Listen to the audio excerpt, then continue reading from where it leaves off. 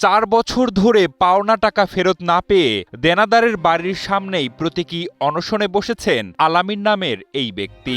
জীবনের শেষ সম্বল জমানো জেনে আরো অবাক হবেন, শুধু অনশনই নয়, পাওনা টাকা আদায়ের দাবিতে দেনাদারের বাড়ির সামনে ব্যানার ফেস্টুন ঝুলিয়ে এবং সাউন্ড বক্সে দেনাদারের নাম ও টাকা ফেরত চেয়ে অভিনব এক কৌশল অবলম্বন করেছেন তিনি। আর এই অদ্ভুত দৃশ্য দেখে অবাক আশেপাশের লোকজন। পোতার পলাশ প্রবাসী শ্রমিক আল আমিন প্রবাসে হাল ভাঙা খাটুনি খেটে। না, আমি পুলিশের সহযোগিতা নিইনি। আমি নিরীহ মানুষ, চাই না কোনো কেস কামারিতে যাওয়ার জন্য। এই জন্য আপনাদের কাছে আমি আবেদন করতেছি, আমার টাকাটা কিভাবে ওঠে সেটা আপনারা উঠাই দেন। ভুক্তভোগী আলামিন জানান, টাকা ফেরত চাইতে বিভিন্নভাবে তিনি চেষ্টা করেছেন, কখনো অনুরোধ, কখনো তাগাদা, কিন্তু 4 বছরেও মেলেনি কাঙ্ক্ষিত টাকা। শেষ পর্যন্ত পাওনা টাকা আদায়ে এমন কাণ্ড ঘটালেন প্রবাসী আলামিন, যা রীতিমতো চমকে দিয়েছে সবাইকে। অনশন করছি, আমার কাছে এখন টাকা নেই, আমি ওষুধ কিনে খাবো কি করে?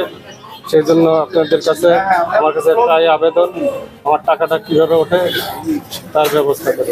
27 আগস্ট যশোর শহরের আরএন রোড এলাকার রৌনক সানফ্লাওয়ার টাওয়ারের সামনে এ ঘটনা ঘটে। এ সময় অনশনকারীর পাশে বাজতে থাকে সাউন্ড বক্স, তাতে বাজছে ঘটনার বিবরণের রেকর্ড। এ সময় পথচারী ও স্থানীয়রা সেখানে ভিড় জমান। জীবনের শেষ সম্বল জমানো অনশনকারী আলামিন জানান, তিনি দীর্ঘদিন সৌদি আরবে শ্রমিক হিসেবে কর্মরত ছিলেন। প্রবাসে থাকাকালে এক আত্মীয়র মাধ্যমে শাহরিয়ার পলাশের কাছ থেকে একটি দোকান কিনতে 10,20,000 টাকা দেন আলামিন।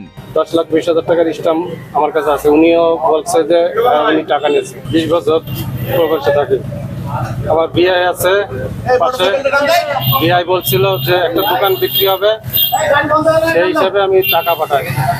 আমার পোস্ট অফিসে ডিভেস ছিল 3 বছরের, সেই ডিভেস ভেঙে 8 লক্ষ টাকা করতে ওঠায়, বাকি টাকা আমি ওখান থেকে পাঠিয়ে 10,20,000 টাকা এই পলাশ ভাইয়ের হাতে তুলে দিই। উনি দোকান দেওয়ার নামে আমার কাছে এই টাকা নেয়, কিন্তু উনি এখনো পর্যন্ত আমার কোনো দলিল করে দিচ্ছে না। টাকা পরিশোধের পর দোকানটি রেজিস্ট্রি করতে তাগাদা দিলে পরে জানতে পারেন দোকানের মালিক শাহরিয়ার পলাশ নন। এরপর থেকে টাকা ফেরত না দিয়ে শাহরিয়ার পলাশ কৌশলে তাকে প্রতারণা করতে থাকে বলে অভিযোগ করেন আলামিন। 4 বছর ধরে ঘোরাচ্ছে, বলতেছে আজকে না কাল, আজকে না কাল।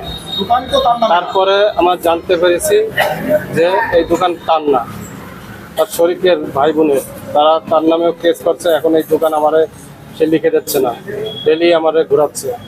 এখন আমি 2টো অপারেশন করছি, আমার কাছে কোনো টাকা পয়সা নেই চিকিৎসার জন্য। এখন আমার একটাই দাবি, আমার এই দেশবাসীর কাছে যে আমার টাকাটা কীভাবে ওঠানো যায়, সেজন্য আপনারা সবাই সহযোগিতা করেন।